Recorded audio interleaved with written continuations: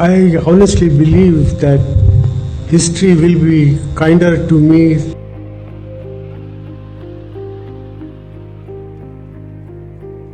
भारत के पूर्व प्रधानमंत्री डॉक्टर मनमोहन सिंह आयु संबंधित बीमारियों से जूझ रहे थे। 26 दिसंबर को वे अचानक घर पर ही बेहोश हो गए और तुरंत उनका उपचार शुरू किया गया। लगभग रात के 8:06 पर उन्हें दिल्ली की एम्स मेडिकल इमरजेंसी में लाया गया, लेकिन तमाम कोशिशों के बावजूद उन्हें बचाया नहीं जा सका। रात के लगभग 9:51 बजे उन्होंने अपने जीवन की आखिरी सांस ली। उन्हें मृत घोषित किया गया। पूर्व प्रधानमंत्री डॉक्टर मनमोहन सिंह की मृत्यु पर राष्ट्रपति, उपराष्ट्रपति, प्रधानमंत्री से लेकर देश के बड़े बड़े नेताओं ने दुख व्यक्त किया। वहीं भारत सरकार ने भी 27 दिसंबर को यानी आज होने वाले सभी कार्यक्रम को रद्द कर दिया है और 7 दिनों का राष्ट्रीय शोक घोषित किया है। वहीं प्रधानमंत्री मोदी और गृह मंत्री अमित शाह ने उनके घर पहुंचकर उन्हें श्रद्धांजलि दी। इस दौरान प्रधानमंत्री ने कहा, डॉक्टर साहब का जीवन उनकी ईमानदारी, सादगी का प्रतिबिंब है।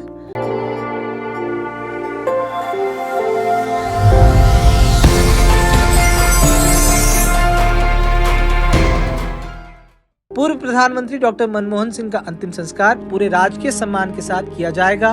उनका अंतिम संस्कार शनिवार यानी 28 दिसंबर को होने की आशंका जताई जा रही है। बता दें कि डॉक्टर मनमोहन सिंह का जन्म 1932 में पंजाब में हुआ था।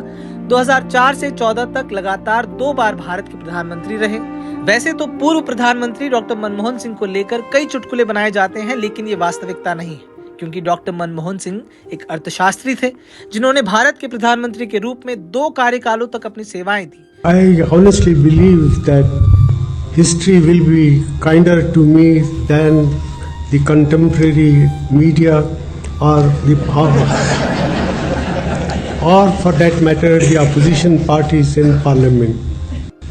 जवाहरलाल नेहरू के बाद मनमोहन सिंह ही थे जो लगातार 2 बार भारत के प्रधानमंत्री बने और उनके बाद वर्तमान के प्रधानमंत्री नरेंद्र मोदी को उपाधि प्राप्त है। Doctor Manmohan Singh RBI governor, वित्त मंत्री और प्रधानमंत्री के पद पर रहे। मनमोहन सिंह भारत में आर्थिक उदारीकरण के प्रणेता के तौर पर जाने जाते हैं। कैम्ब्रिज विश्वविद्यालय से पीएचडी और ऑक्सफोर्ड विश्वविद्यालय से डीफिल करने वाले मनमोहन सिंह ने कभी लोकसभा चुनाव नहीं लड़ा, लेकिन विभिन्न पदों पर रहते हुए भारतीय अर्थव्यवस्था में उनका योगदान महत्वपूर्ण रहा। Every drop of water counts. SBM Gold's water tank is the most sustainable and durable water storage solution available. Our hashtag Asli Commitment.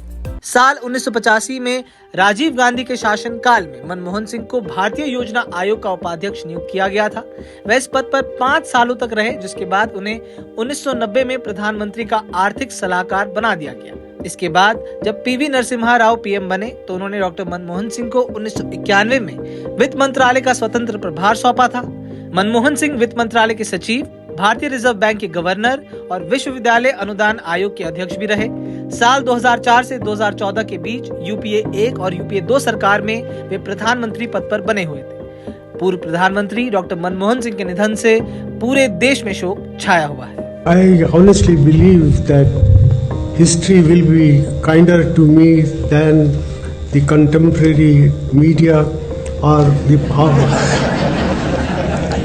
for that matter the opposition parties in parliament.